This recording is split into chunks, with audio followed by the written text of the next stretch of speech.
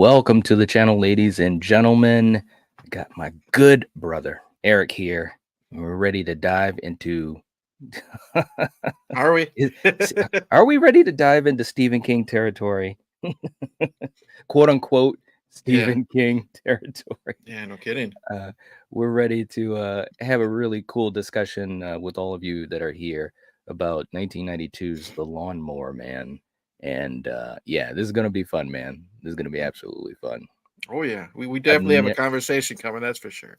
yeah, man, I've never talked about this on the channel, but this is actually a movie that myself and Kill Hmm. we've had a lot of conversations about since we saw it back in the day. So, all right.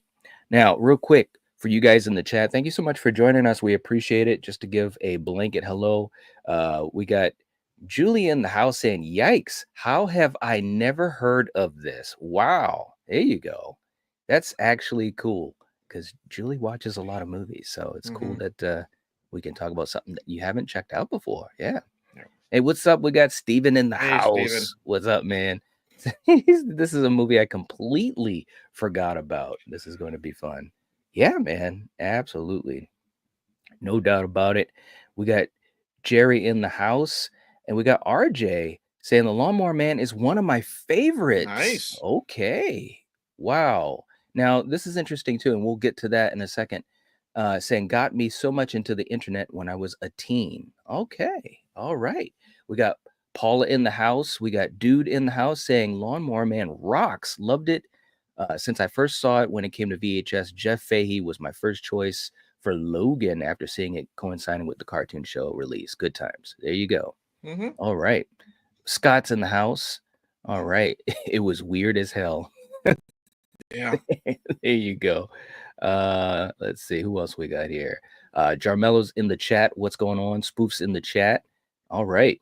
Hollywood guys in the chat. Thank you so much. Thank you so much for being here. And I think and Wayne as well. Wow. Saying All highly right. underrated. Okay, there we go. So this is what we're gonna do, guys. We're gonna be talking about this film. We're gonna be breaking it down a little bit by some categories and kind of grading it. And we're gonna have you guys also vote on it, and we will find out if the Lawnmower Man is innocent or guilty of being a good film. So Eric, you know how we usually do this type of thing. We Hmm. want to kind of start off with just kind of our history with it, which is what we consider the opening statements. So just give us a quick rundown of your connection to this film. Ooh. Um, I was always a Stephen King kid since like maybe fifth grade. I always Mm, had one of his paperbacks in my hands. yeah. Um, I was late going into the Night Shift collection, which is where this is from. Yep. And I specifically remember one night I was at one of my aunt's house, and it was a night full of horror movies and stuff like that. So we rented like the stuff like kids at that age wanted to watch. We wanted to watch Chucky, we wanted to watch Yeah. Freddy and stuff like that. So we watched that. And I remember specifically my aunt rented the Lawnmower Man, Hmm. and she said, "You kids won't like it," type of thing.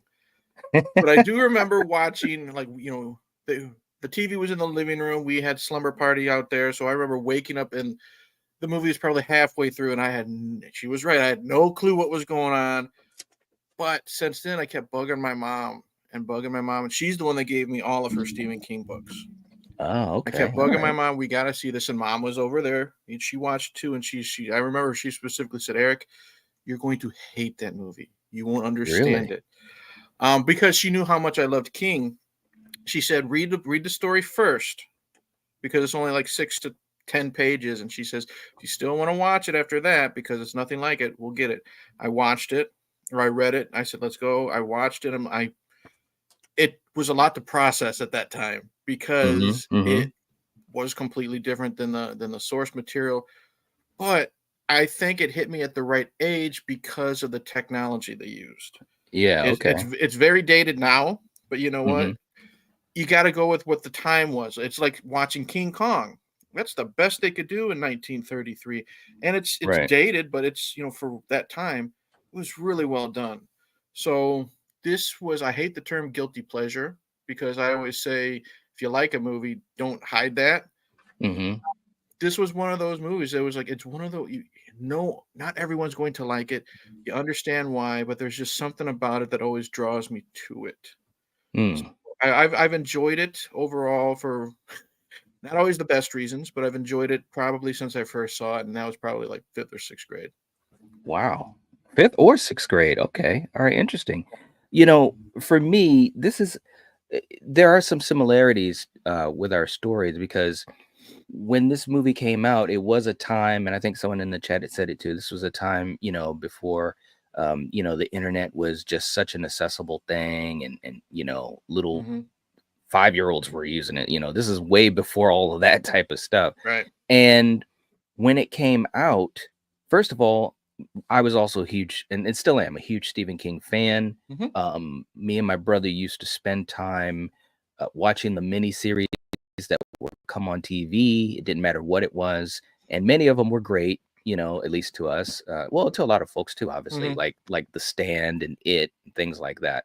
So anytime we heard a Stephen King film was coming out, an adaptation, we were always super excited.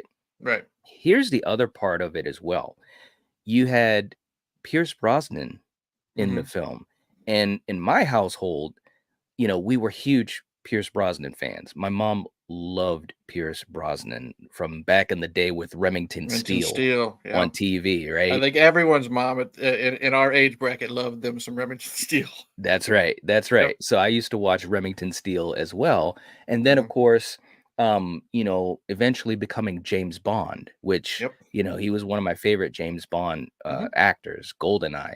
On the Nintendo, the video game, if you know, you know. We used to play that Hmm. hours and hours every day.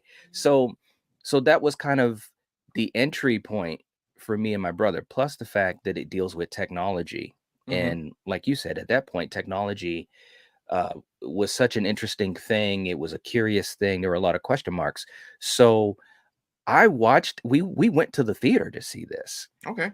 We went to the theater to see this. And not to speak for Kill, but we both were like, man, this is cool. This is great, And so, anyways, it's interesting to look back on it because there's some behind the scenes stuff, which we'll Hmm. talk about. And obviously you did some research on. Hmm. There's some behind the scenes stuff that is very interesting, Yeah. and it makes you just kind of scratch your head about this film. But Hmm. yeah, the way that we got into it was the whole idea of it being a Stephen King film that had Pierce Brosnan in it, and it was talking about technology, and we were like, Hmm. man, and it's like a twisted sci-fi horror. Yeah. Count me in. Hmm. I mean, it's truly a type of film that makes you think about things like the Twilight Zone or the Outer Yep. Limits or Tales from the Dark Side or Tales from the Crypt. Hmm. It's a very strange story where you have this basically this scientist, this intelligent, eccentric scientist who, befriends, well, he knows Job, who is Hmm. obviously, mentally challenged. And he wants to increase his intelligence through the use of this technology, this virtual reality technology. And of course, things don't go the way as planned. Right. I mean, on Yeah. paper, that sounds like a home run. It's perfect, like you said. It's perfect for like the Twilight Zone when we were growing up, or I don't remember if you Yeah. remember the Ray Bradbury Presents or Ray Bradbury Stories. That type of Yes. spin-off with the spooky stuff or Outer Limits. Hmm. This is perfect for that. Like if this was like one of those 30 to 45-minute episodes. Yeah, absolutely. Like it fits in with all of those things, man. It really, really does. So, all right. So that's kind of where we're starting off. That's the starting off point. Now, let me just catch up to the chat here. And for you guys, let us know, if you guys have any particular memory that's connected to the Lawnmower Man and so forth. Okay. If you haven't hit the like button, please do. Thank you, Julie, for reminding people. We got Hollywood Guy with a channel member anniversary for a year. Wow. All right. That's what I'm Good for talking you. about. Saying it's been a full year. Night, you rock. And I love the Lawnmower Man. So I'm guilty of liking it. The sequel is no bueno, to be honest. That's true. It's very true. Um, maybe we'll get to that at some point. Who I all I knows? remember is I couldn't finish it, and that says a lot. You know me and my movies. Yes, yes, yes, yes. So we got a lot of people that are fans of this movie. I'm absolutely surprised, guys. Good. I'm absolutely surprised. Super Tenors in the house. All right.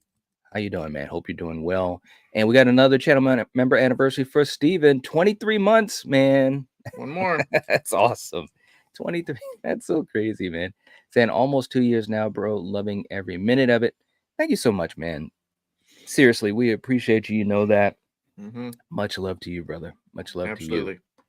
Very, very cool. We got Mayan in the house. What's going on, May? Good to see you. Hope Yep. you're doing well. And I think we also got Russell who jumped in. Hey, Russell. Hey, Good to Russell. see you. Hope you're doing well. And hey, we got Jennifer in the house. What's going on? Good to see you. And she says fun movie. Wow, guys. Well, when we do this poll, you guys might save this movie tonight. Mm-hmm. All right. Scott saying GoldenEye was the Brosnan Bond film I liked, but he was outstanding James Bond. I thought so too. Gina's in the house. What's going on, Gina? Good to see Gina. you. Hope you're doing well. All right. Okay. I think I'm caught up with everyone. Everyone else, a blanket hello. All right. So let's move on because we also want to kind of get a little deeper into this. And this is the part where we basically kind of we call it the cross-examination. So we're both going to basically ask each other a question concerning this film. Okay. So here's my question to you. It's kind of like a two-part. Okay. With this movie, first of all, did you have any issues with how they explained the technology as far as like, from A to B to C in the film? And secondly, did you have like for a group of friends, because you saw it pretty much like what we did when we were young, did you have any people in your group of friends that didn't like this film? Problems with the way they explain the technology? No. I kind of knowing the concept even back then, I kind of threw that to the wind. You know what I mean? It's when you attach the terms or the name Stephen King, even though he legally had it removed, you know that all bets are off, and you kind of you have to go with anything they throw at you. Remember, this is the guy that had haunted hotels. He had pets coming back from the grave and being evil. He had so many things. You know what I mean? He had like even if you read the books, the whole thing with the stand, and so you know what you're getting into. So I had no problem with the technology, and when I saw it at a young age, I was also growing up with Ghostbusters and comic books, so I knew a lot of it was just jargon that sounded like it worked. You know what I mean? So I just kind of ran with it. Now, friends that didn't like it, I had a bunch, dude. I had a bunch. I did have a select group of friends who were into technology, so they liked it for the special effects, the graphics. Anytime they could use they could see the virtual reality. Yeah, they thought it was neat how it was used to make a man smarter. But those friends I could probably count on one hand. You know what I mean? That's what I was wondering. I will say this: one of them was a big Stephen King fan. Me and him talked King all the time. He liked the short story a lot more because it was more weird, which I'll agree with. But man, I had all those other friends that loved just talking movies, loved talking horror, loved talking sci-fi, and they were wondering what the are we watching? What is this? And you do know that over time, we've discussed it here on this channel, both you and I personally. Over time, if you give movies second shots, your opinions can change. You can still dislike a movie, but you might dislike it a lot less, or you might come around and actually enjoying it. That's true. I can't really find any of those friends that have really come around, and I think this is one of those movies that if you grew up watching it, the first time you watch it, you disliked it, it's not going to get any better for you. So I can understand why, because it's a very out there concept, and the execution is really out there as well. So it's really hard to make those things work. So I understand why they won't enjoy it, but if you just literally just sit down, enjoy the ride, and kind of maybe think of it as like a Twilight Zone or like a schlocky, something they would throw around like with Elvira or Svengoolie or something like that, I think it would work. But there's definitely more friends that say no thanks to this one. Wow. Well, no, that's interesting. I was wondering because, I think that this film its history, its legacy is very like muddy.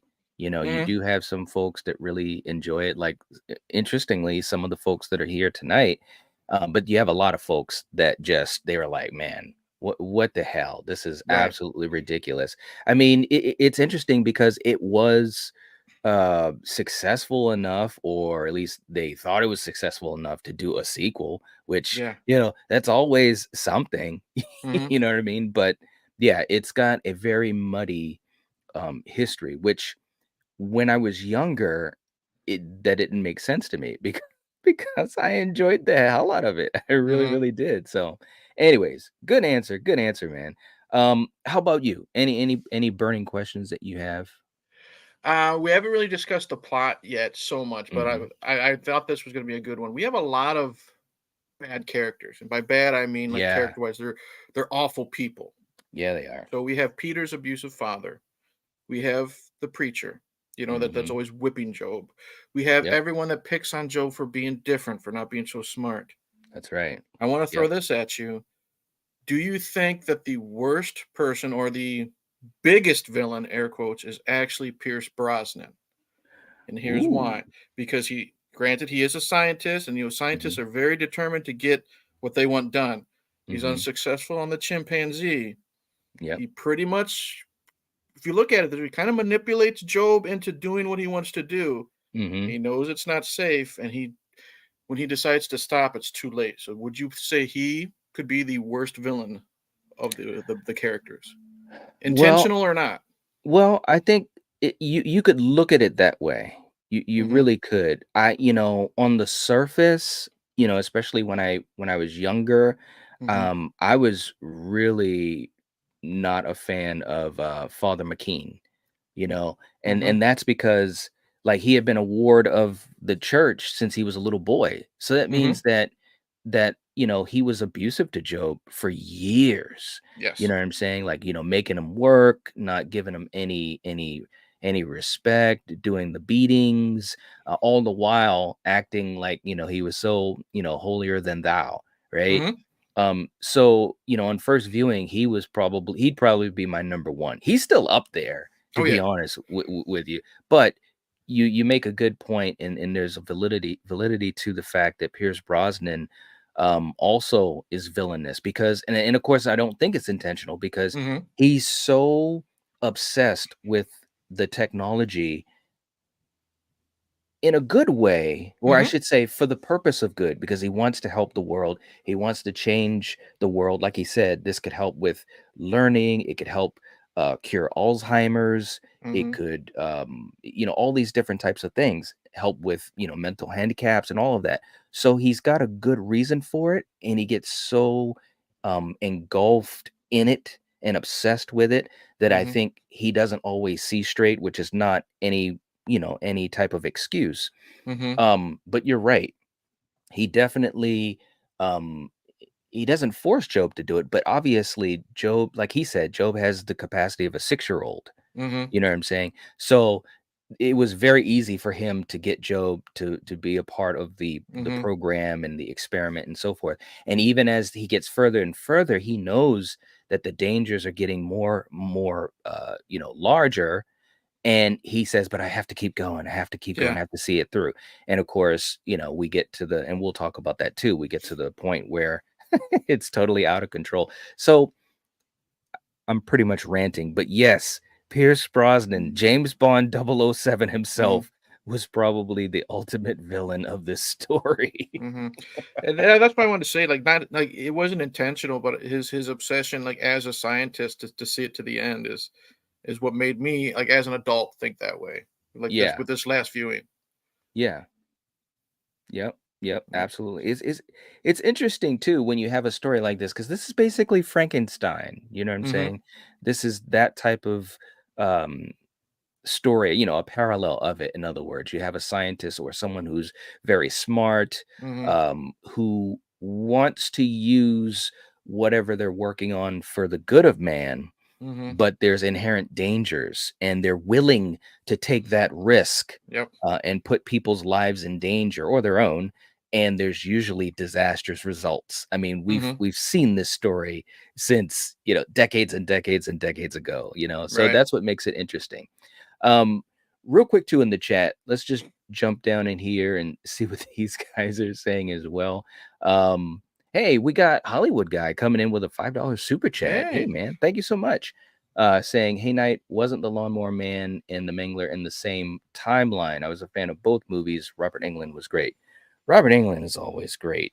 um if you mean the same universe, or I'm trying to think. I think the I think I detective. heard something like I that. think that if we're talking the short stories, I think like God, this is going back like 35, 40 years. That's right. Story wise, but I think the detective who finds the guys, oh, where's the rest of them in the bird bath? I think that detective Yeah. is the detective in the Mangler, who's played by Ted Levine. So I think it's the Yeah. same character, but movie wise, it's hard because of rights and stuff like that. There sadly is no official Right. Stephen King MCU, when it comes to movies. But I Right. think it's the same character, the detective. Yeah.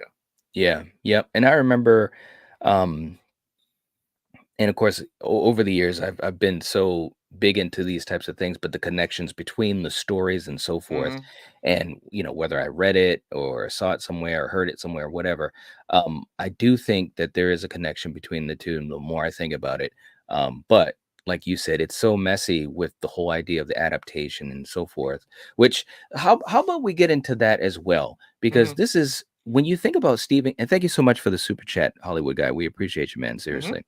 um, when you think about Stephen King, God, man, he's had a lot of his work adapted. Yeah. And interestingly enough, as much of a fan of him that I am, I mean, he's a legend in my opinion, my humble Hmm. opinion. He's an absolute legend.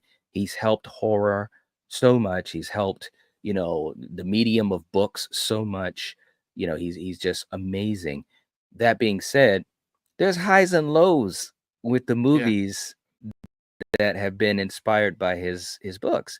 And this is an interesting one because it really has nothing to do with the original short story. Correct. Um, and so there's a disconnect between, this and quote Hmm. unquote a Stephen King story. But that being said, it still has a lot of, interesting concepts and fun concepts, like we said. And so there's that back and forth. Now for you, if you want to just kind of go over a little bit of the behind the scenes with how the short story is so different, and it's absolutely batshit crazy. And it's like sometimes I think to myself, which one is crazier? You know what I Yeah. mean? The short stories from Night Shift. I think that's Yep. like his third or fourth book, so that tells you how old it is. Right, right. And the basic short story is a man is looking for someone to take care of his lawn, hires Mhm. some mysterious stranger, and he catches the. I guess he catches the lawnmower man doing his thing, but the lawnmower itself, it's one of the ones where you push and it's got the blades in it. You know what I mean? Yep. It's not gas powered, Right. but he is telepathically moving it up and down the lawn, but he is crawling behind it. Like, this is when King was in full on King mode, if you know what that means. Hmm. He was stripped nude and he was crawling on like hands and knees and he's eating the hedge clippings. Hmm. So we already know what the hell are we getting into. By the end of the story, because like I said, I think it's 6 to 10 pages long, very very short. By the end of it, the man who hired him found out that this lawnmower man, I don't necessarily know if he was a demon or whatever, but he worked for the god Pan, Pan. Yep. and I believe Pan is the little goat boy who's got the little ocarina that we've all seen before in different mythological movies and Hmm. adaptations. And after he finds that out, Pan requires sacrifices, and the man who hired the lawnmower man was going to be the next sacrifice. And the only part of that story that is in the movie is when the man is attacked when the lawnmower goes through his house. Yeah. There's literally a drop line where they're looking for a lot of the body, and he says it's in the bird bath. Hmm. Hmm. And that's basically how the story ends. So you get 6 to 10 pages of that, pagan gods and telepathy and human sacrifice, and then we get into virtual Virtual reality, reality. trying to make men smarter, and the difference is Stephen King has a thing where he really doesn't care. You want to make adaptation of my movie? Go right ahead. Give me the Hmm. contract. I'll sign it. Give me my residuals. He's kind of like John Carpenter when it comes to like all the Halloween sequels. I Yeah. don't care as long as the check clears. You know Right. what I Right. mean? Right. But when King saw the final product, because Hmm. in the if you look at, I'm sure it's on YouTube, because I remember seeing it. There is an actual trailer where it says Stephen King's The Yes. Lawnmower Man. Hell yeah. Yep. And then lots of times, they release, and they still do it today. They release trailers without the finished product. You know what I mean? Hmm. Just to get people psyched up. Hmm. As Stephen King saw it, and he was so upset. Like, we know the story of The Shining and Kubrick. You know what Yep. I mean? It's it's not his book, but it made enough money, and it was enough like the book where he just kind of grinned and bared it. Yep. Stephen King saw a advanced screening, I guess you would say this, and he was furious. Mm. He was absolutely furious to how his work was adapted, and he Hmm. sued and was successful, and he got his name taken off. So Right. you'll see all the VHS tapes, the DVDs, the Blu-rays. There is no mention of Stephen King's The Lawnmower Man because he was that upset. Yeah. And when this came out, there had already been so many adaptations. Night, I know you and Killian like it, but we've had Children of the Corn, which Hmm. wasn't very successful and is not a good adaptation of the story. We've had so many things come before them. This was the one where Stephen King actually had to legally get involved. He was that disappointed. Isn't that something? That It's says a it's lot too about it him. does. It really does, man, because he's had Hmm. a lot of work. Even at that point in 92, he Hmm. had a lot of stuff that was on film, stuff Hmm. that was put on TV, and for him to actually take legal action, you know what I'm saying? Hmm. And it's interesting because you talked about The Shining, and but see, here's the difference with his issue with The Shining, because I absolutely I absolutely love The Yeah. Shining. Uh-huh. And I had just done my video on that not too long ago, maybe about a month ago. But and what I did was I researched a lot about him over the years Hmm. and his connection to it, his hate relationship with Kubrick and so forth. And a lot of his issue with it was kind of like well, I don't want to say small changes because some of the changes were pretty big, but it Hmm. was it was in the big picture little things. Like for Hmm. instance, he wasn't a fan of Jack playing Jack. You know Right. what I mean? And a big reason is he thought that Jack Nicholson played Jack Torrance way too crazy from the beginning. Hmm. He wanted to see a slow burn into madness like it is in the book, and Hmm. having the whole idea, the whole concept of his alcoholism being a parallel with the Overlook Hmm. combining to turn him into the monster that he becomes at the end of the book. Right. um there's also a little bit of redemption, for Jack in the Hmm. book at the end, which is Yes. not in the film. He was not a fan of Shelley Duvall. Rest in peace to Shelley Duvall. He was Yeah. not a fan of Shelley Duvall's performance Hmm. in the film. He was not a fan of how Kubrick altered a lot of the supernatural elements of the story, because Kubrick kind of took away a lot of that, to Hmm. make it a little bit more ambiguous. But which is interesting in a way. By making it ambiguous, it made it more creepy to Hmm. me, at least in general. And Hmm. I like the book too. So I guess what I'm getting at, without ranting, because if I get a chance to talk about The Shining, I'll do that time. But he hated it, but it was little things here and there. I mean, you could still see an adaptation at the end Hmm. of the day.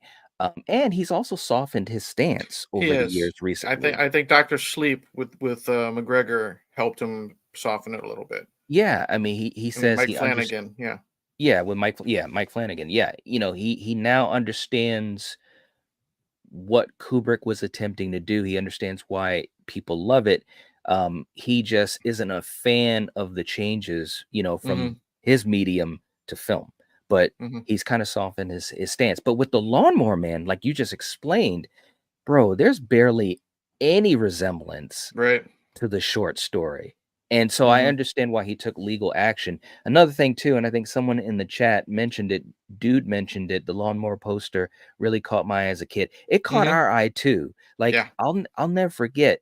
I had seen a preview for it or commercial for it or whatever, and first of all, it kind of grabbed my attention, man. It's talking Mhm. about technology and it's called the Lawnmower Man. I'm like, what? What is that? And I remember seeing the poster and it looks, all psychedelic and all of that type of stuff. And I was kind of like, man, that's really that here. I mean, here's the post right here. As man, that's I love tripping it. me out. What I what is love it. this all about?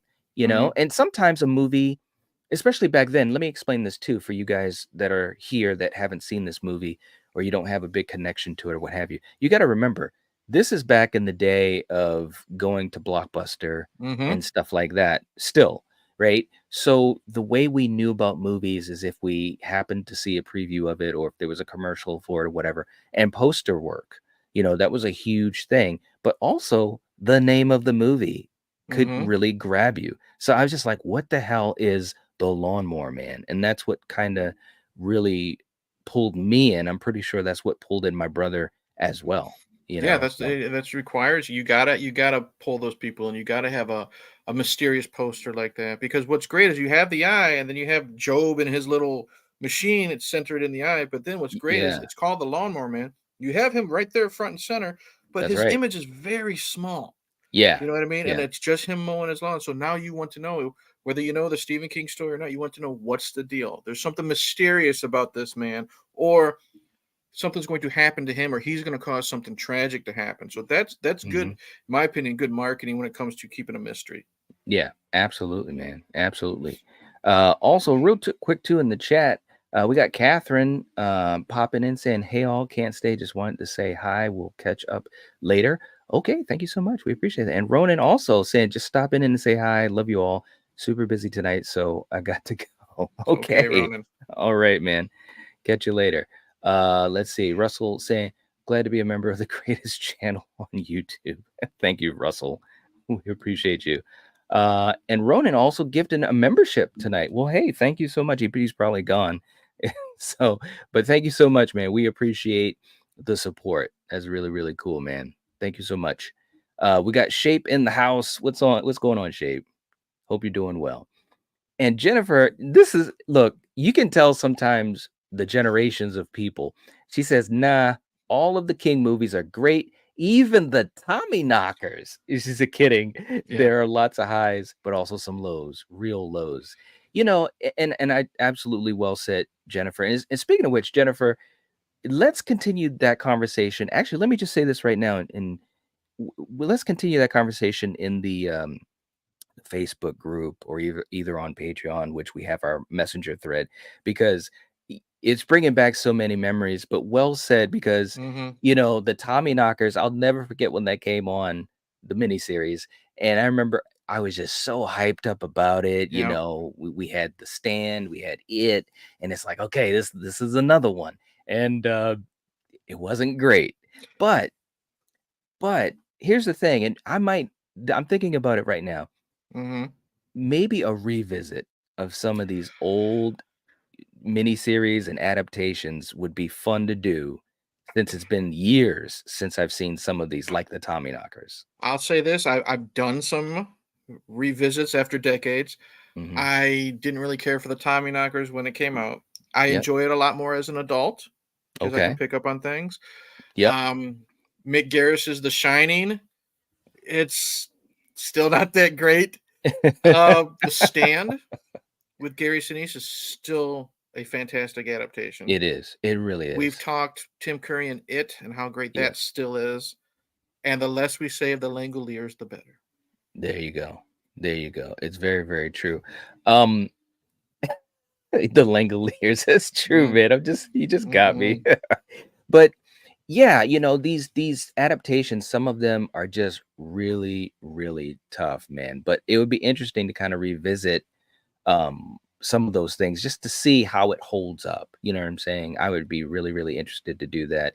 Maybe it might be something that we do as kind of like a little project here and mhm. so forth. But anyways, just to catch up to these guys a little bit more, and then we're gonna go through some categories and kind of grade this sucker.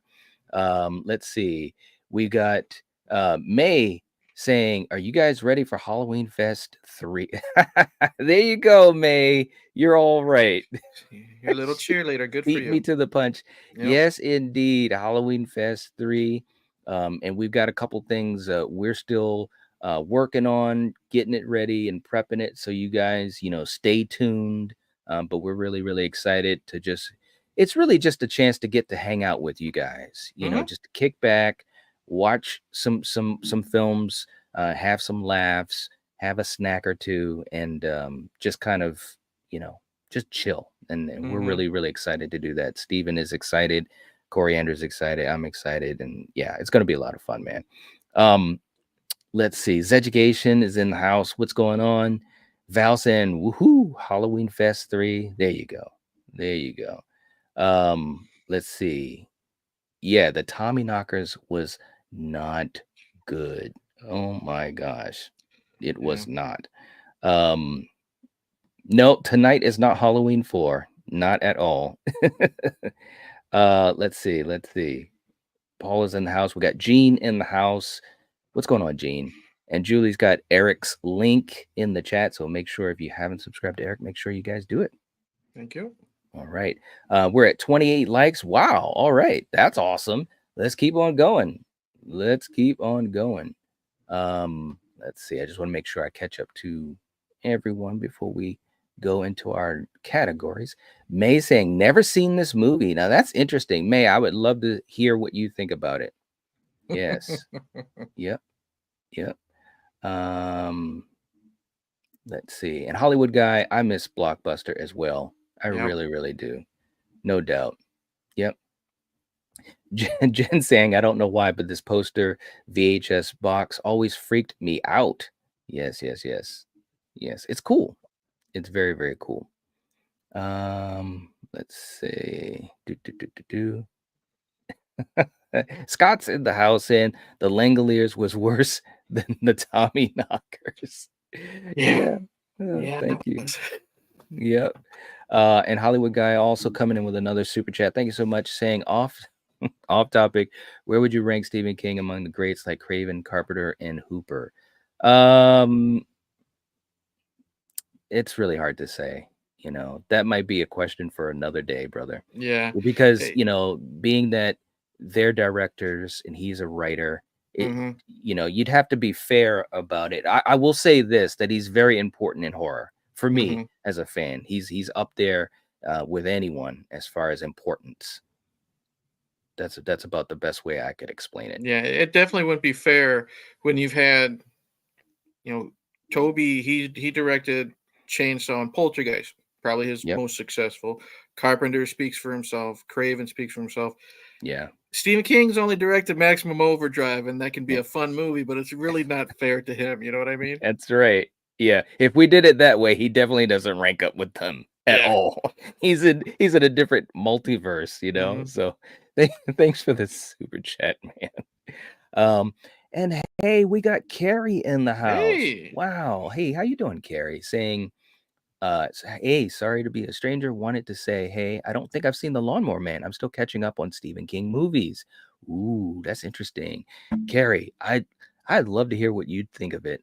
Mm-hmm. Maybe, like I said, I don't know. You guys, it's always about you guys, but maybe at some point, um, we can either watch it together as a watch party or do some revisits to some old Stephen King stuff. That would be kind of fun, man. Yeah. Steven saying Halloween Fest 3 is going to rock. That's right. This Thursday and next Thursday, do not miss it. Oh, it is? Okay, Steven. All right. uh we got still some things we're working out and stuff, but it is going to rock. It really is. A-Troll is in the chat. What's going on? Good to see you. Hope you're doing well. Let's see. And the Foreigner Belt is in the house. All right. Good to have you here. Good to have you here. So look, let's do this. We want to kind of break this down a little bit and talk about specific Steven Sanchez. Okay. All right. I have no idea what's going on, man. All You've right. lost control. You have no idea. It's been that type of day. So look, let's go through a couple of talking points, which we always like to do. We're going to Mhm. give our little score to it. First off, let's talk about.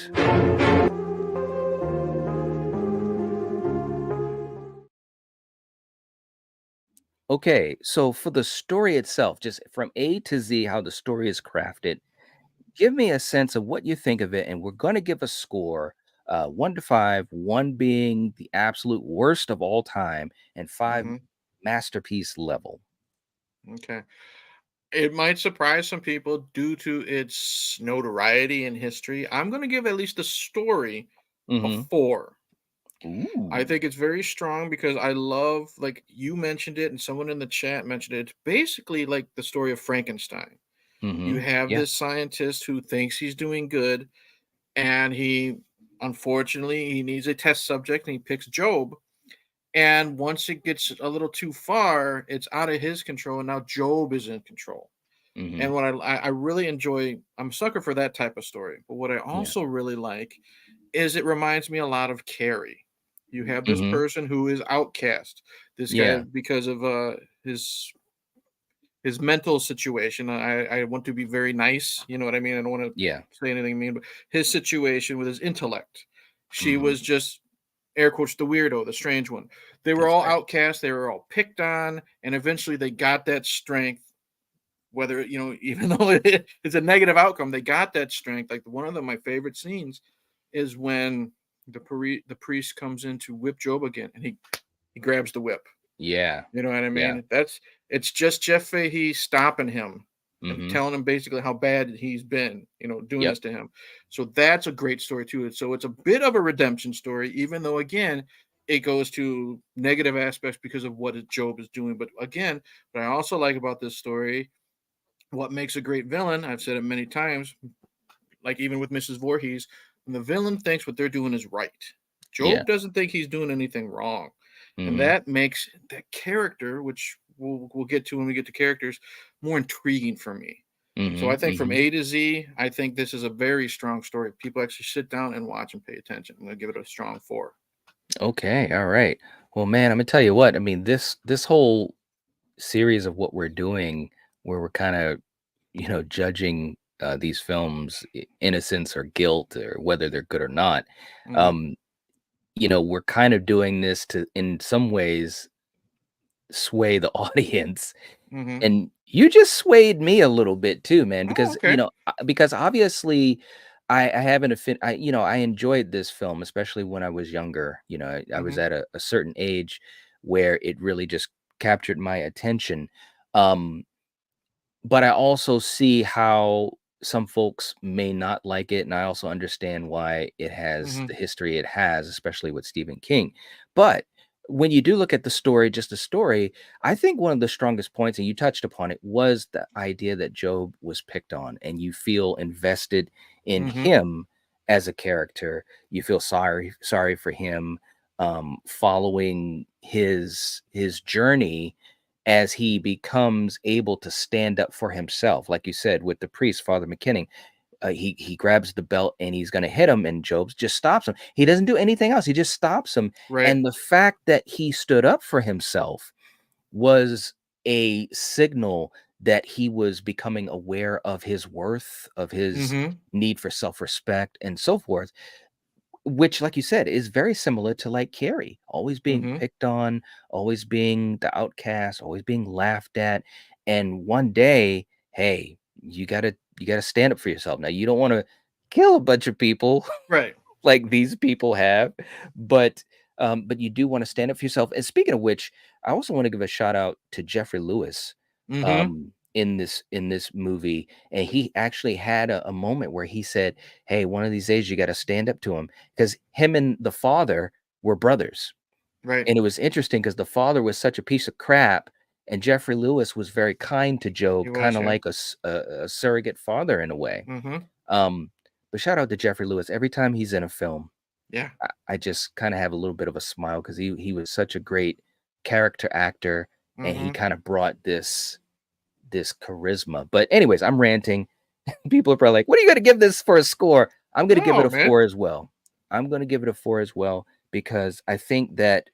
technology aside and the wonky aspects of that, it's just really a story about someone that is an outcast that through this technology finds a way to stand up for themselves. And I think that that's pretty awesome. So I think I'm going to also go with a 4. Okay. Real quick, too, in the chat, let's see, just to catch up with you guys. Um, Carrie saying, missed you too, May. I will try to be here more. Well, we hope so, Carrie. We hope so. It'd be great to have you here. Um, let's see. Just catching up. Carrie saying Maximum Overdrive is such a fun time. It's not to be taken seriously at all, but so much fun and has a great soundtrack. Very, very true. Very true. Hollywood guy saying I give it a 3 for the story. Wayne is going with a 4. All right. Let's see. Do, do, do, do, do. Let's see. Who else? Who else? Yes, AC/DC was awesome in Mm-hmm. Maximum Overdrive. The music was great. Let's see. Let's see. The Lawnmower Man, does he become an actual lawnmower? No, he doesn't become a lawnmower. He does not. May say we got 30 likes. Let's Nice. go. All right. All right. Paul is going with a 5. Okay. Mm, All right. okay. Very, very cool. All right. Very, very cool. Okay, let's go to our next category that we're going to be talking about, and I think you'll appreciate this. And it is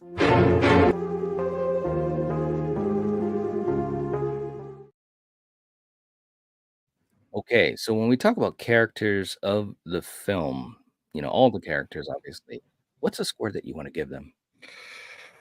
Ah, honestly, again, when we break it down, I'm going to give it a 4.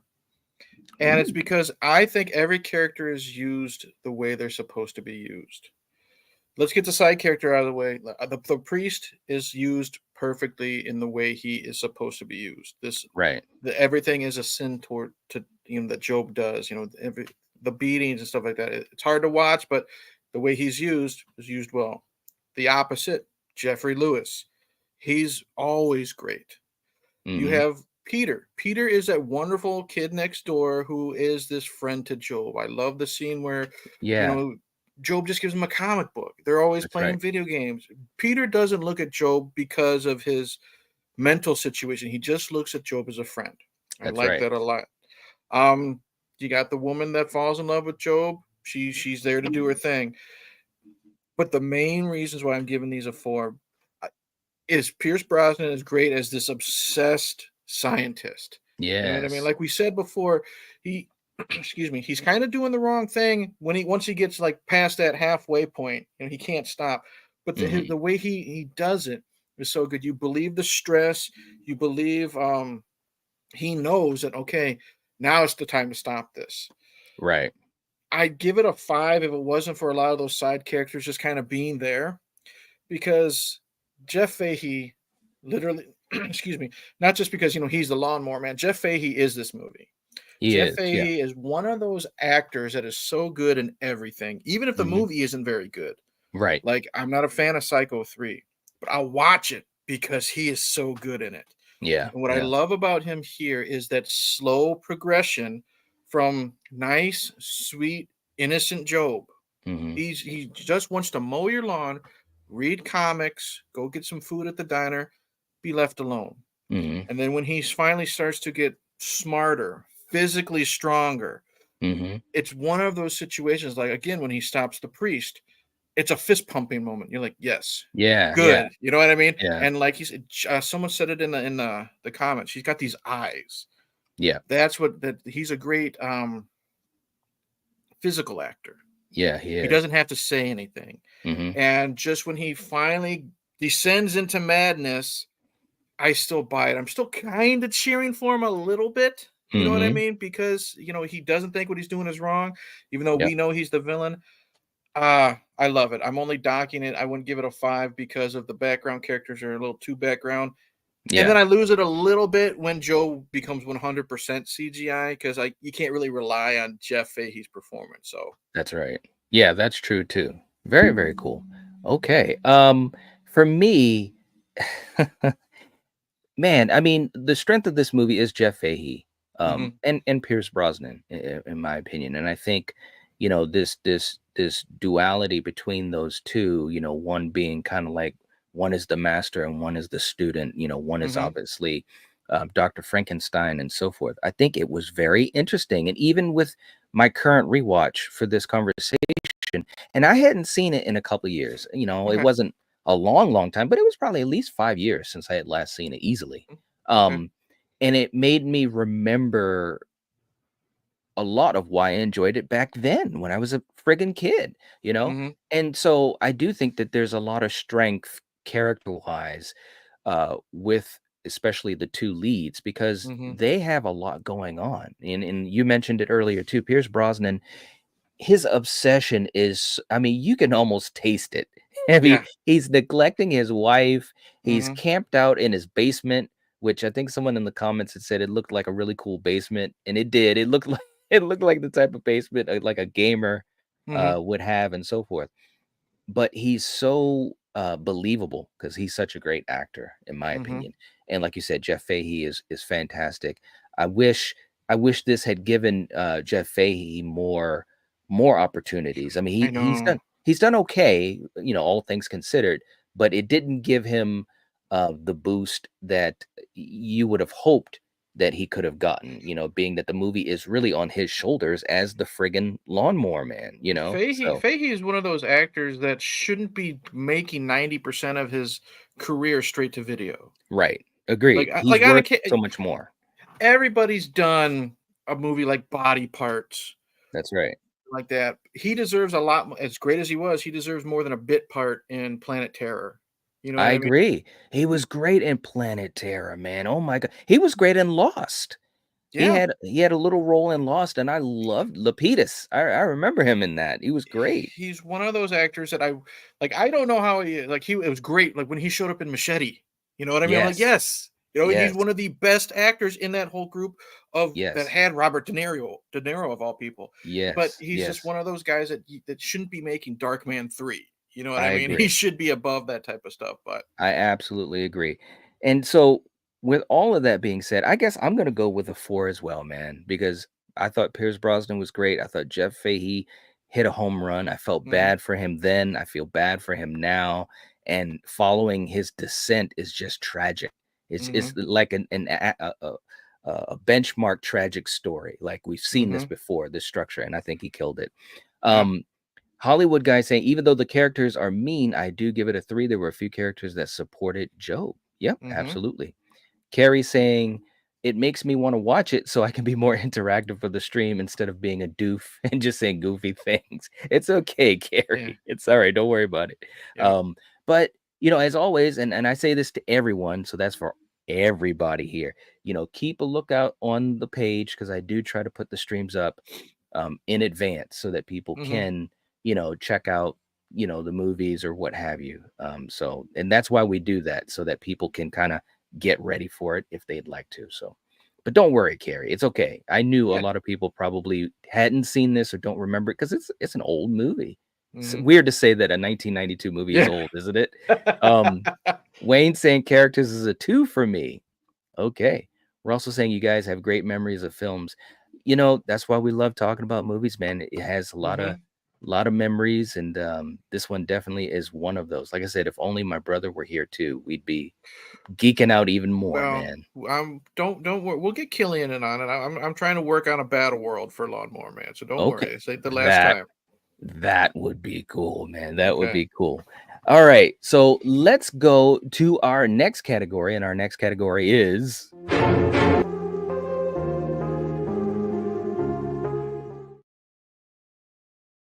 all right, the kills or the death scenes or the Ooh. It's usually what this category is all about. What what do you think about those scenes in general? Any favorites? And also, what's the score? This is where I'm gonna, we're being honest. This is where I really got to knock the movie, and Yeah, it's yeah. because we always say we can appreciate when they try something different. They tried to use the technology, Mhm. and I think the limited technology didn't really work. Like with Right. the person gets set on fire and this and that. Oh, yeah, the fire. Whew. Wow. No, I'll say this: no favorites. I'm pretty disappointed. I'm gonna be honest. I'm gonna give it a 2. I'm gonna give it a Okay. 2. I expected a lot more.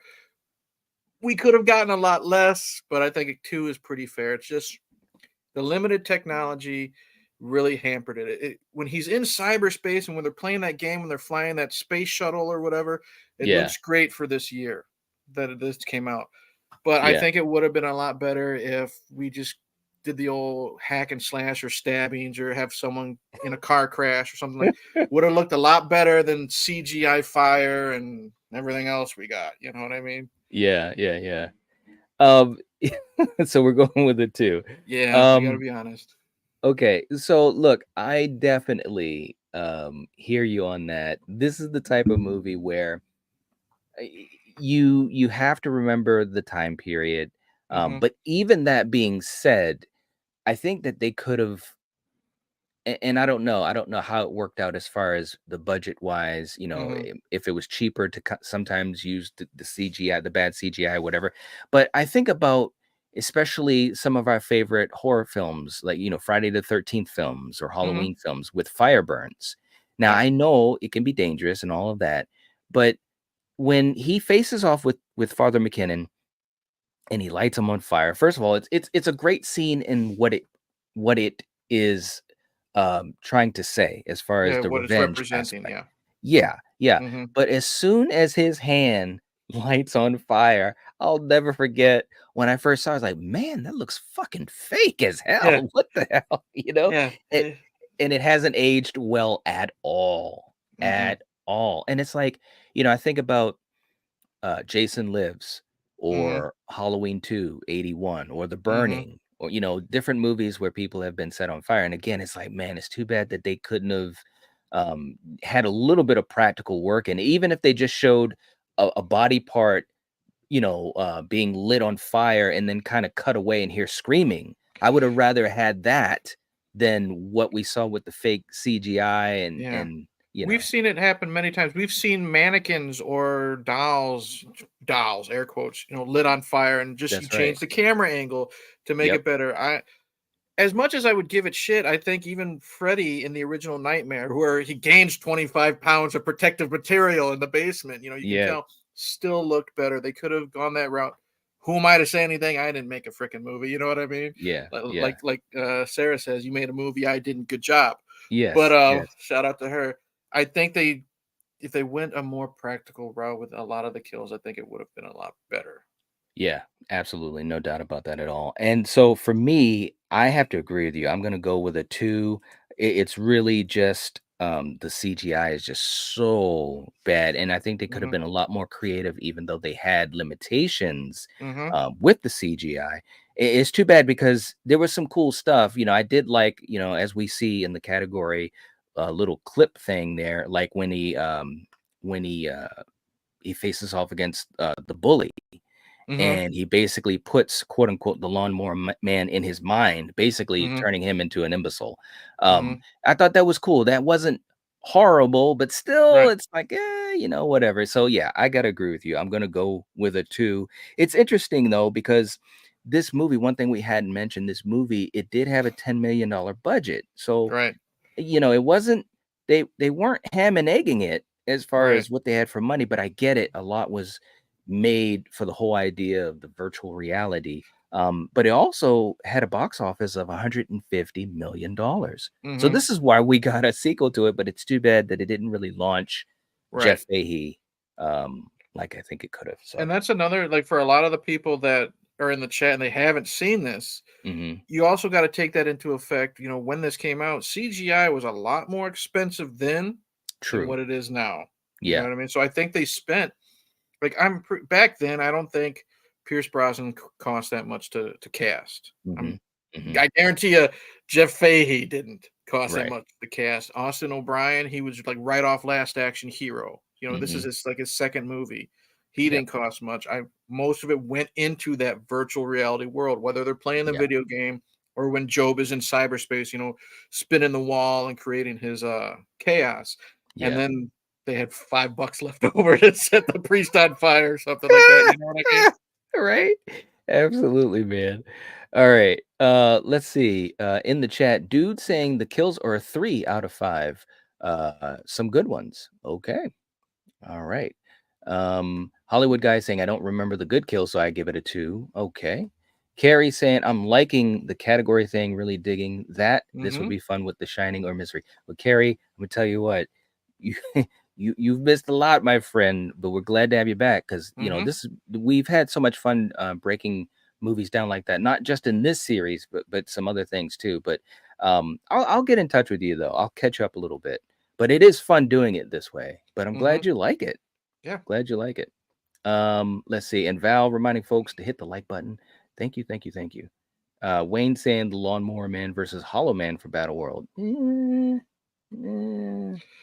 We'll definitely have a discussion about it. Yeah. We'll definitely have a discussion about it. Let's see. Who else? Um No problem at all, Zed. I mean, sometimes people they get, they'll think it's a different type of stream for tonight. It's no problem. Don't worry about it. Don't worry about it. You're all good, man. Let's see. Julie said Kevin Bacon is the man. He is. He Mm-hmm. really, really is. Carrie saying I prefer practical effects over CGI any day. I don't even care if the practical effects are done badly. I still prefer it because I feel there's more innovation, which I appreciate. Yeah, I mean the blood, sweat, Mm-hmm. and tears, man. Mm-hmm. Absolutely. May saying now I have to watch this. There you There you go. go. There you go. Okay. Let's see. Let's see. Okay, so let's go to our last category that we're going to grade. And the last category is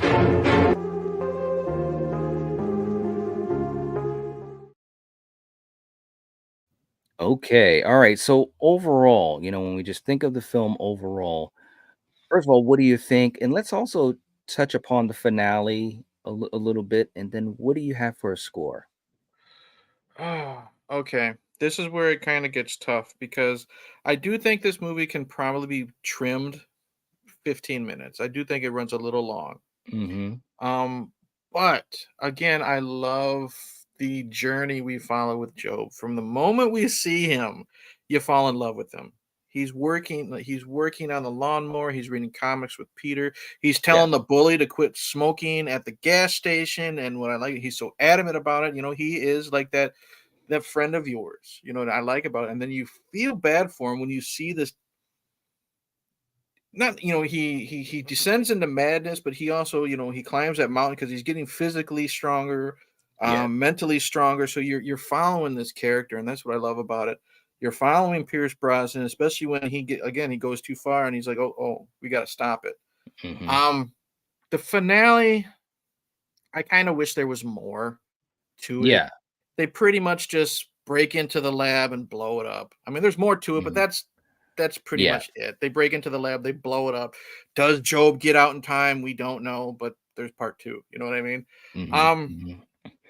Well, and okay, so this is spoilery for sure, guys, mhm, in the chat, but they kind of leave you wondering, and then the interesting part to me was at that point when Pierce Brosnan was hearing the phone rings, right. and I'll Mhm, never get when I first saw it, I was like, what? mhm, What? yeah. So that was cool, man. I've always loved movies that kind of do that type of thing where it's kind of like it makes you kind of look one way and then kind of go, what? Mhm. Kind of like that. So, yeah. So, and then of course, the kills aren't very well. The kills are memorable, but not for the right reasons, in my opinion. I Right. think overall, mixing that together, I think three is very fair. Okay. All right. I think it's far from a dumpster fire that its reputation gives it. If you actually Mm, sat down and watched and follow these characters, I think you'd enjoy the movie. I think its reputation, kind of like Saw, the original Saw that we talked about. yeah. People overlook that because it's attached to torture porn. Watch Right. that first Saw movie. It's not a torture porn movie. It's not Hostel or Saw 6 or anything like that. it's just kind of lumped in with its reputation. Lawnmower Right. Man's reputation, Stephen King sued them, and a lot of people say it's garbage. I think that just takes away from the fact you can put this on Sunday afternoon, watch, and I Mm-hmm. think you won't waste your time. It's nothing Mm-hmm. fantastic, but a Mm-hmm. lot of these performances I think should be seen. And for the time, it was good CGI overall. So I think a 3 is fair. Okay. All right. For me, I think that there's some really good things in this film. And there's some things that aren't that great. A lot of it Hmm.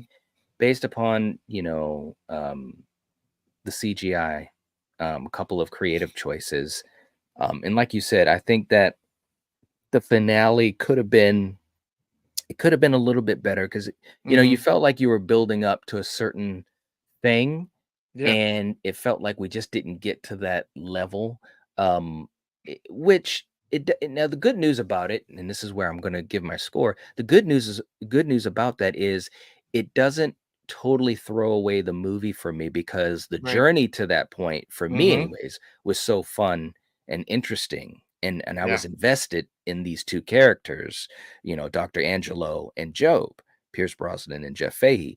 Hmm. So even though the finale didn't reach the heights that it could have or should have, I still enjoyed it for the most part back then and even now.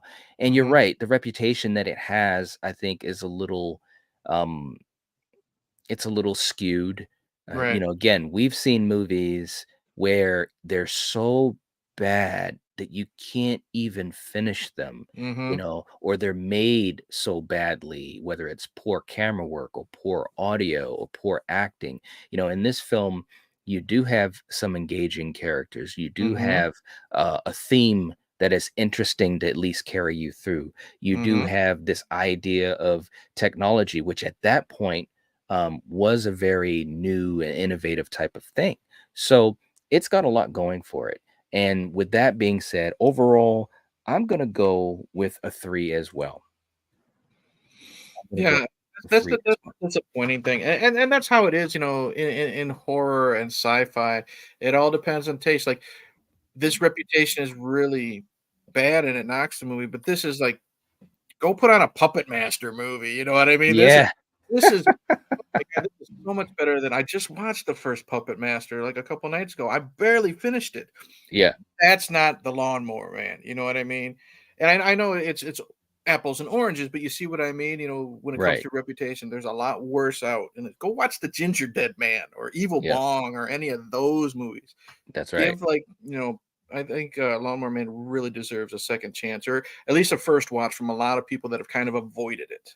Right, right. And also if you're into that type of thing where it's kind of like a super long episode of The Twilight Zone or something like Hmm. that, if you're fans of that type of story, then you probably will have some fun with this film and enjoy at least parts of it, if not most of it. So, Hmm.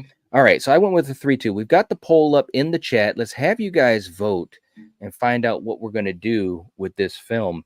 The question is The Lawnmower Man a good film? We have yes, which means we're going to call it innocent, and we've got no, which means we are going to call it guilty. So far, we got 11 votes. It's getting tight, though. Wow, we just went to 12. Now we were at 87% yes, and now we're down to 67%. So 67 to Oh wow. 33%. Oh boy, this could be. Let me just say this. This is our fourth, right? Or third? This will be a total of 4, yeah. Yeah, this will be the fourth episode in this series, and so far, no film has been guilty.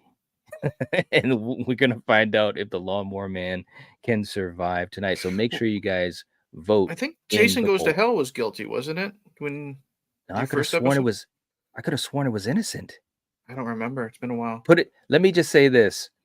When a film is guilty, I've got something ready.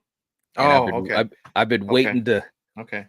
I've been waiting to do it, but I haven't had a chance yet. I think it was innocent, which I was like, Okay. wow.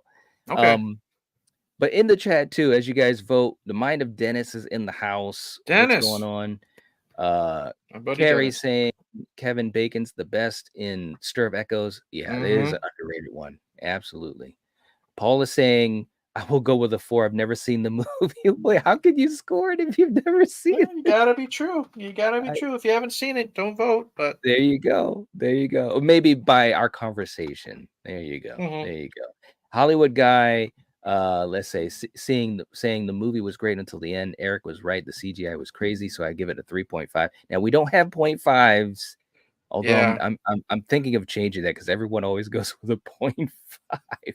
We got Crazy Ralph at the house and just watched the director's cut. It made a lot more Yes. sense. A hidden gem of a film with a terrific performance by Brosnan and Fahey. You know, that's one thing we haven't talked about. Let's just go to that for a quick second while we still Sure. get some votes in the poll. Make sure you guys vote. Do you want to just kind of go over just a quick differences between the director's cut and the theatrical? It's been so long since I've watched the director's cut. The only thing I Mhm. really remember, honestly, is I think there's a couple more scenes where Job's sticking up for himself.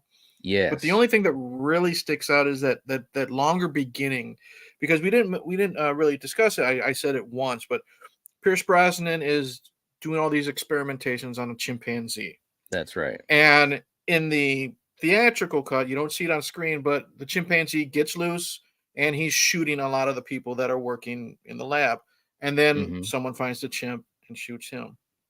In the director's cut, it's longer. It's very sad. You can put two and two together, but sweet scene. Yep. The chimp gets out and he makes it to Job's house. And Yes. Job takes him in. Job thinks he's a character. I think his name is Cybo Man, Cybo Man. from a comic book he reads, So that Mhm. that endears you more to Job, shows he's more childlike and stuff like that. And Yep. it's a standoff between the shop. So I forgot to give props to the shop. The shop is one of the biggest villains in the Stephen King universe. That's right. Firestarter, if you know, you Firestarter. know. Um, and it's sadly Cybo Man doesn't make it. We'll leave it at that. But Right, right. I like that scene, context notwithstanding, with the chimp and how that handles seeing Job's relationship with it, and it shows just how more endearing he is. You know what I mean? So I do recommend checking out the director's cut, or you could probably find that scene on YouTube. But I Yeah. if I remember, I think I liked the director's cut a little bit more because they add more to it. Yeah. Again with It with the relationship with Job.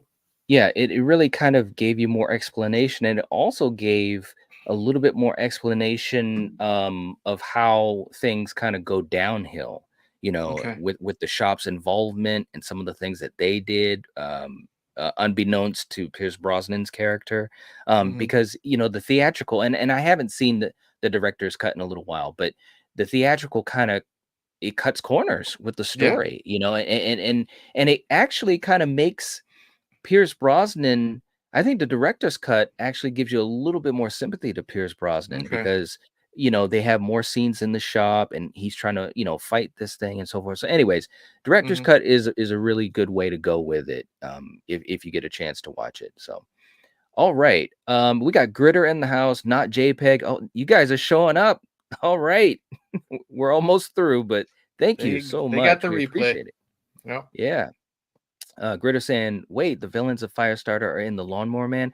Well, Yes. yeah. I mean, the shop was an agency that was in Firestarter, and it's Hmm. also in the Lawnmower Man. There's a So, couple other stories they're mentioned in. I can't think of off the top of my head. mhm, It's a government agency, like you said, that yeah, Stephen King likes to put in his story every once in a while. He hasn't had them in or mentioned them in decades, so mm, that's he why should. That would be so I cool. I wish he would, Yeah, because his stance. We're not gonna get into his stance on government and certain people. I think that would be perfect for this time.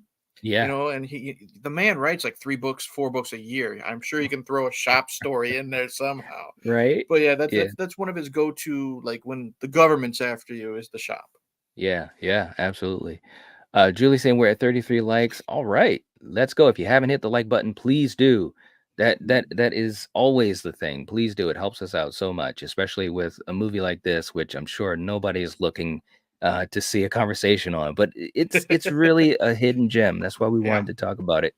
Gritter saying that is wild. It's true. It's true. It's very interesting, and the little parallels and connections he has through his stories. It's very, very Hmm. cool. Val has the link in the chat. Thank you so Thank you so much, Val. We appreciate you. Very, very cool. Um, and we're going to be having a blast, no doubt about that. Okay, so far in the chat for the poll, I just want to double check. We're at 18 votes right now. 72% saying that yes, The Lawnmower Man is a good film. I can't. This is truly blowing my mind, man. I did not see this coming at all. Me I neither, man. truly didn't. Um, it, Carrie says, I might do a Kevin Bacon marathon now. There you go. There you go. Julie saying, we're here for the conversation. I'd watch Knight, Eric, Killian, and Coriander talk about Sesame Street. And see, that's what I'm talking about right there. Can I, Thank can you. we, Thank can we you. put that somewhere? Because, I think that, I'm about to go on a rant. You know that. Hmm.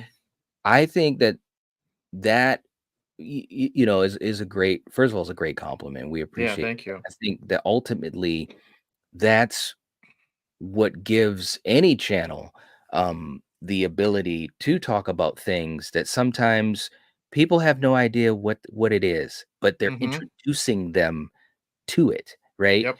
And it's really tough on YouTube because YouTube makes that difficult. You know what I mean? And I know personally as a content creator what that's like, and especially with a lot of films that we've covered over the years, some of which I didn't even know of, knew that Hmm. it existed and so forth.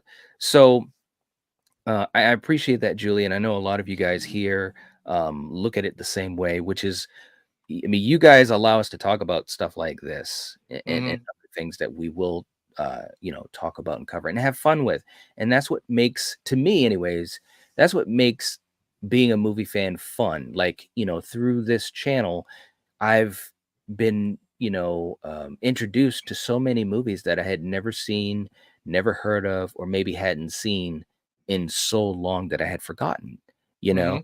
And I really appreciate that because I just love movies. Like it's almost to think about how much movies have been a part of my life. Sometimes I sit back and say, wow, that's freaking Yeah. crazy. You know what I mean? But on this platform and with friends like you, I feel like I'm amongst others that know exactly Hmm. what that's like and they understand exactly what that's like. And that's why this is fun. Yeah, it takes me back a lot of times. You know, when we were in high school. Hey, did you Hmm. see that movie over the weekend? Oh, it sucked. Really, I liked it. And then you just, you talk about it. And that's why I like doing my own channel, being on yours and other channels. It's just the conversation. Even if Yep. I hate the movie, you know what I mean? I Hmm. just like talking movies. It doesn't matter. Or if Yeah. I'm the only one that enjoyed the movie.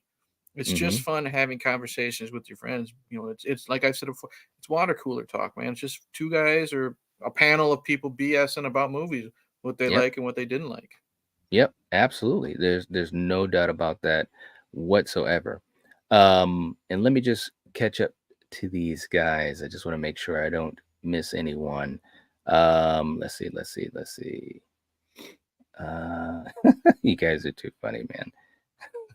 Carrie says, I've always loved the conversations here because I love being a movie geek, Yep. being my movie geek self. Hmm. Absolutely. Yeah. We're in the same boat, same exact boat. Okay, guys. So we're going to get ready to close this poll down. Julie says, I'd listened to 3 hours of a hobo discussion too. See? Hey, look, let me just say something. And it's funny too, because especially when we were in the heart of the trilogy and you just Halloween content was just so prevalent, and obviously I've talked about Halloween 2 quite a bit, with you, by Hmm. myself, other streams and so forth. And I get on a rant, man. I have some Hmm. fun with it, but I enjoy it because it is an interesting conversation and we Hmm. have people on both sides of the fence. But seeing her comment like that just made me think of some of the rants I've gone on about Hmm. hobo. Yeah. Oh, it's great. It's great. That's why this is fun to do, Yeah, guys. it's It all truly fun. is. Like I said it when I was on Battle World because I had to choose between Hobo and Myers and I think Uber Jason or something like that. Yeah, And it's just fun, you and Kill like to bust my balls about Michael shouldn't be a hobo, and I do my that's best right. to have fun with it and defend it, and that's all it is. Like I said, it's just friends BS because in the end, it doesn't really matter. You know what I That's mean? right. just because Knight doesn't like Hobo Myers doesn't mean I have to get all upset and vice versa. They're just That's right. movies. Yep. Yep. That's absolutely right. Okay. All right. So let's see what we have with the poll. We've got 68%. Wow, it actually went down a little bit. So Oh, we got geez. 19 votes. Guys, if you haven't voted, please do. We do have a couple of new people in the chat. Vote in the poll. I'm just curious, not that I'm trying to change it, but it was just curious that it was so high for the Mm-hmm. innocence. So we've got 68%, now 65. Okay, guys, let's vote. We're going to give you guys 30 more seconds. Any final thoughts on the Lawnmower Man before we call the poll? I'm glad you were up for this. The reason why I thought, because we were trying to think of what we could do next, and I was listening to some of the old episodes, and it was one of the Stephen King episodes. You, Coriander, and Kill were talking about. You guys, you and your brother both brought up the Lawnmower Man and how much Yeah. you enjoyed it. I'm like, no one talks about that one. You know what I mean? And and I thought the conversation could go either way Yeah. because what you guys liked as a kid, you might not necessarily like as an adult, and whatever. And I was glad you were up for it because it gave me a chance to rewatch. And I forgot how much I just enjoyed Jeff Fahey in this movie, man. From Yeah. just like I said, that descent I just love that scene where he stops the priest, and he doesn't have to say a word. He Right. doesn't have to do anything. He doesn't punch him. He Mhm. doesn't shove him. And then Right. you're rooting for this guy even to the bitter end. And I Mhm. forgot how good he really was in this movie. All right. Okay. We got it's funny, man. We got a whole bunch of people jumping in. You knew that would happen. Troy's there saying, I enjoy the movie, but it's not good per se. Okay. Well, vote in the poll. Troy, I don't know how long you've been here, but we've had a really good conversation about it. And we've made points for and against it, so to Mm-hmm. speak. But yeah, this was a lot of fun. Um and Wayne, we have talked about Nightbreed before. Check out our playlist, our Monster Fridays playlist. It's been a while, but listen. We've talked about, I mean, not every Everything. movie, of course, but we've talked about a huge variety Mm-hmm. of horror films, even obviously action, sci-fi.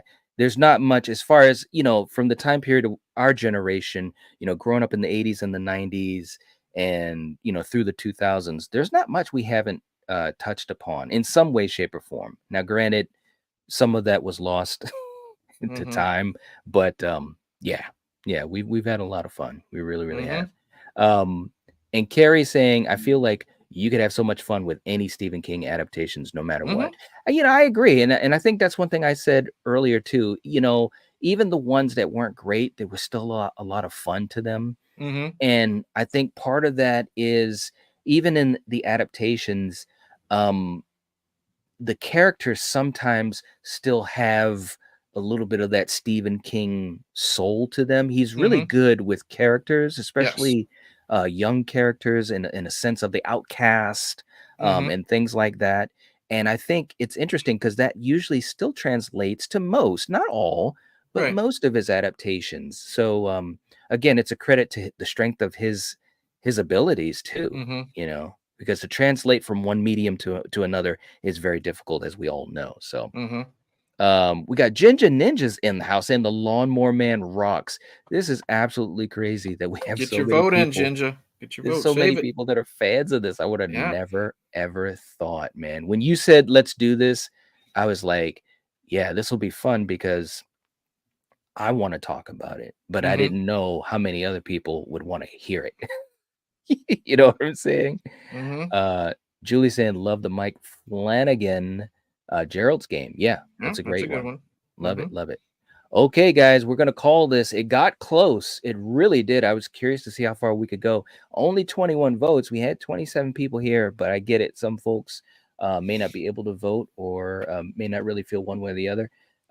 But yeah, we're going to call it 67% say that The Lawnmower Man is a good film. So it is Wow. innocent. Okay. Very, very cool. Who would have thought? Um, I'm I'm absolutely shocked, man. I really Now, am. like I said, if you went by the reputation, I think this would have been guilty, and that's why Yep. I was looking forward to this because I wanted to try to defend some of the good stuff in this, and there Yeah. there is. So Yeah. I'm actually very pleased with this verdict. Yeah, absolutely. No doubt at all, man. All right. Very, very cool. Well, guys, this was fun. We're glad that you guys seem to enjoy it. That's always the most important thing. Troy saying, I saw it opening weekend. I loved it as a kid, recognized the flaws when I got older. Yeah, absolutely. Hmm. And that usually is what happens as we get older. We can, see things, we understand things. We're a lot more sophisticated as well. So definitely understand that. Okay. All right. Well, listen, if you haven't already, please make sure you hit the like button. It helps to support us. We'd appreciate it. Feel free to leave a comment if you'd like to continue the discussion, because I think that that could be a lot of fun as well. We weren't able to get to everyone's comment, but you guys had some interesting thoughts on Hmm. 1992's The Lawnmower Man. Um, and thank you so much, JPEG. We appreciate you so much. Steven saying, have a great night. See you all at Halloween Fest 3. There you go, man. Absolutely. We're going to figure that out, man. We're going to figure it out.